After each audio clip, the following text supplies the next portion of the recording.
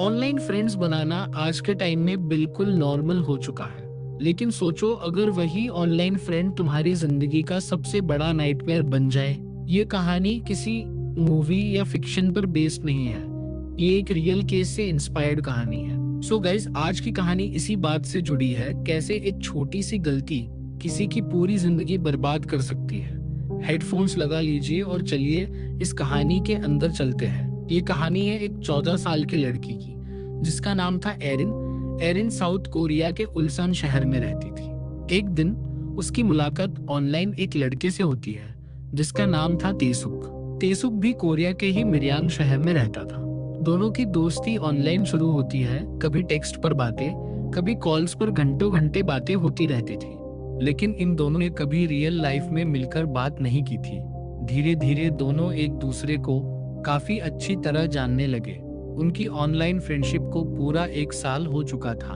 एक दिन तेसुक एरिन से कहता है, अब हमें रियल लाइफ में भी मिलना चाहिए। एरिन थोड़ा हेजिटेट करती है, लेकिन फिर मान जाती है, और यही उसकी जिंदगी की सबसे बड़ी गलती बन जाती है।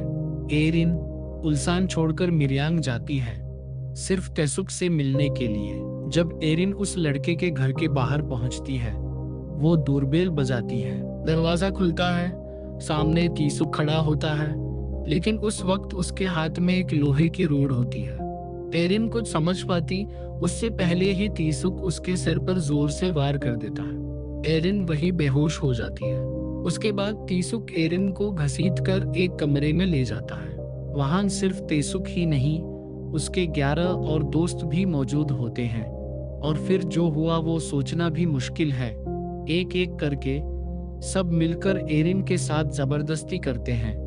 इतना ही नहीं, वो लोग इस पूरी दरिंदगी को रिकॉर्ड भी कर लेते हैं, ताकि बाद में एरिन को ब्लैकमेल किया जा सके, ताकि फ्यूचर में भी उसे इसी तरह टॉर्चर किया जाता रहे। सब कुछ करने के बाद उन लोगों ने एरिन को कमरे से बाहर निकाल दिया।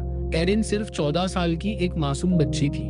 उसे समझ ही नहीं आ रहा था कि उसके साथ हुआ क्या है और आगे क्या होने वाला है। किसी तरह वो घर वापस पहुंच जाती है, लेकिन वो किसी को कुछ बता नहीं पाती। उसके घर का माहौल पहले से ही बहुत खराब था। उसके पापा रोज शराब पीते थे, घर में रोज लड़ाई होती थी। उसकी माँ इस सब से तंग आकर घर छोड़कर जा चुकी थी, और एरिन अपने पापा के साथ ही रहती थी। उसके पापा उस पर फिजिकल वायलेंस भी करते थे, इसलिए एरिन का किसी पर से भरोसा ही उठ चुका था। वो पूरी तरह से टूट चुकी थी, मेंटली और इमोशनली। उधर वो लड़के उन वीडियोस का यूज करके रोज एरिन को ब्लैकमेल करते थे, उससे पैसे मांगते थे और बहुत ही घिनौनी चीजें करने पर मजबूर करते थे, जैसे पब्लिक वॉशरूम जाकर अजीब हरकतें करना, और हर बार सब कुछ रिकॉर्ड किया जाता था। वो उसे बार बार बुलाते थे, कभी पब्लिक वॉशरूम, कभी स्कूल बस जैसी जगहों पर, और फिर से उसके साथ गलत किया जाता था। हद तो तब हो जाती है जब एरिन को कहा जाता है कि वो अपनी छोटी बहन और अपनी कजिन को भी साथ ले आए। मजबूरी में एरिन उन्हें भी साथ ले जाती है। उन लड़कियों के साथ भी वही सब किया जाता है, उनका भी वीडियो बना लिया जाता है और फिर उन्हें भी ब्लैकमेल किया जाता है। एरिन अब बिल्कुल थक चुकी थी। न्यूज़ लगने लगा था कि अब इस दर्द से निकलने का कोई रास्ता ही नहीं बचा। एक दिन उसने स्लीपिंग पिल्स खाकर अपनी जान लेने की कोशिश की, लेकिन किसी ने उसे देख लिया और तुरंत हॉस्पिटल ले जाया गया। हॉस्पिटल में डॉक्टर ने नोटिस किया कि एरिन के शरीर पर बहुत सारे पुराने जख्मों के निशान थे। मेडिकल एग्जामिनेशन करवाया गया। रिपोर्ट देखकर डॉक्टर्स भी हैरान रह गए, क्योंकि रिपोर्ट के अकॉर्डिंग एरिन के साथ बहुत ज्यादा लोगों ने सेक्सुअल असॉल्ट किया था। लेकिन एरिन ने ये बात किसी से शेयर नहीं की थी। जब उसकी आंटी को पूरी बात बताई गई तो 25 नवंबर 2004 को उन्होंने पुलिस कंप्लेंट फाइल करवाई। तब पता चला कि सिर्फ एरिन ही नहीं, उस जैसे और भी 5 लड़कियां थी, जिनके साथ वही गैंग ये सब कर चुकी थी। लेकिन यहीं से एरिन का दर्द खत्म होने के बजाय और बढ़ गया। इन्वेस्टिगेशन के दौरान पुलिस का बिहेवियर एरिन के साथ बहुत ही बुरा था। पुलिस वाले उससे सीधे सीधे सवाल पूछते थे, तुमने उन्हें खुद सेड्यूस तो नहीं किया, तुमने ही उन्हें उकसाया होगा, तभी तो ये सब हुआ। यहाँ तक कह दिया गया, तुम जैसे लोगों की वजह से शहर का नाम बदनाम हो रहा है। एरिन ने फीमेल पुलिस ऑफिसर की डिमांड की, लेकिन उसकी बात मान नहीं गई।